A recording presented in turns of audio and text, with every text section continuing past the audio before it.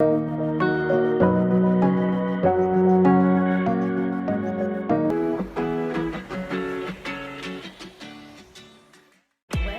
my video today, I want to acknowledge someone, and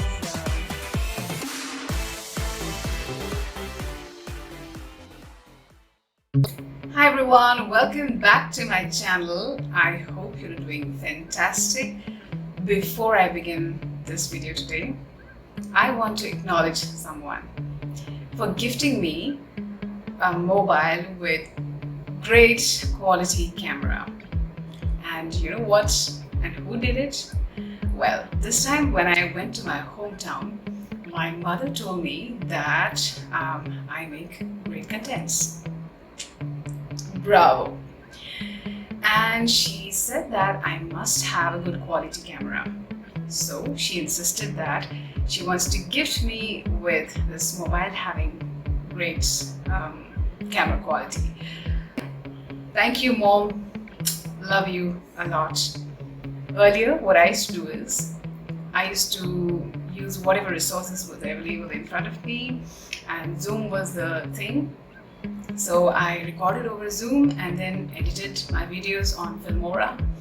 Now, of course, my editing work will be reduced because of this good quality camera. I can see the difference. I think I look good and clear in this.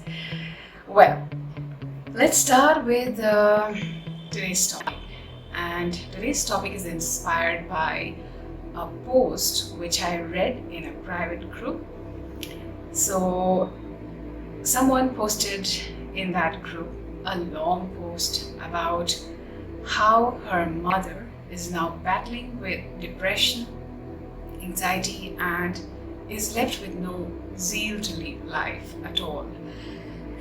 And she had written beautifully about how her mother arrived at this point and then pointed out the reasons for which this had happened, what as a child she saw, how her father responded to things.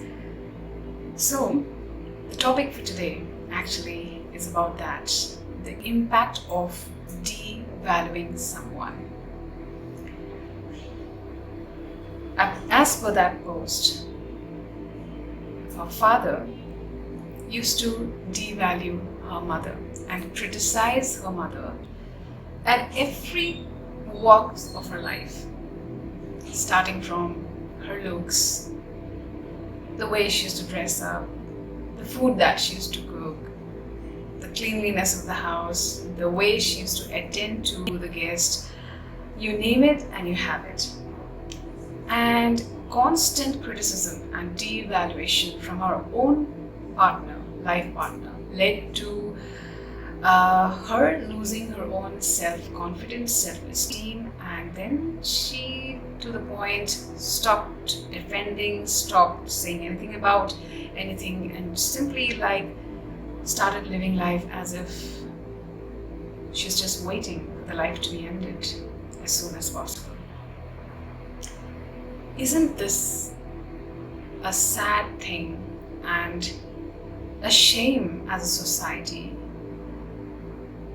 As I was reading this post, there were tears in my eyes. I felt deeply, and I think this is a collective pain which most of us can, in some or the other way, maybe the doses might be less, intensity might be less, can relate to it. Not just within the confinement of the house, but outside as well. And this speaks about the how uncivilized we are as human beings. We haven't evolved to that extent because our actions are creating a negative impact on others. If our being is negatively impacting another, then it's a shame, and we must do something about that. And hence I thought of making this video so that you become aware and ask yourself, are you doing this to anyone in your life? And before I talk more about this, let me also tell you that it was clearly mentioned in that post that before marriage, her mother was one of the most beautiful women, having zeal for life, extroverted, gifted, talented. I feel deeply when I see these kind of things happening. It just touches my heart, and I really want to do something about this, and I want to help people like this to not give up and realize their own potential and who they are. So, as I said, the first thing is look into yourself and ask yourself, are you doing this to anyone, consciously, unconsciously? It may be your partner, you might be doing this to your partner. It doesn't have to be men, women, gender, anything. You might be doing this to your partner, you might be doing this to your children, you might be doing this to your parents, your friends, your colleagues even, or maybe your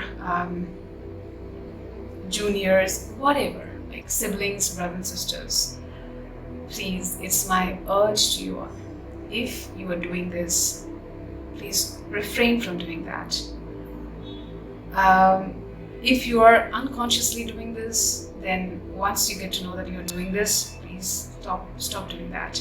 And if consciously you're doing this, then this brings me to the second point, that you have to look into the mirror yourself before you criticize someone, because the critic is the one who criticizes another person with a point, with a intention of devaluing someone, is actually projecting a weakness that the person himself or herself has, but disowned, rejected, suppressed within himself or herself, and projecting onto another person, and thereby cribbing about it. If you're doing that, my compassion for you, please look into the mirror and do the deep work which is required. It could be working with a coach, it could be working with a therapist if matters are really, really deep and past oriented. You have to heal, because what is being reflected on the other person is actually a mirror of what is happening within you. So that's the second point. And lastly, my deep empathy and compassion for the people who are victims of this kind of devaluation that is done. But I have a point to make, and the point is, never let anyone devalue you, no matter what. I know it's hard. I know you might be having 100 reasons to believe the person, but remember, hang on to that one reason. If you have come to this earth, you are alive and you're valuable. You're worth it. And nobody can deny you of that. Remember it. So, if you find yourself in this humdrum of criticism, victimization, hang on to that in you, which is more than what has been shown to you. You are beyond that criticism. You are that light, you are that power, you are that gift, that beautiful person who is loved unconditionally. And so, my invitation to you is to do the work on yourself. Come home to yourself and never let anybody put you down. Stand in the light as you are. You are worth it. With this invitation, I would like to wind up today's video. Until next, loads of love. Take care.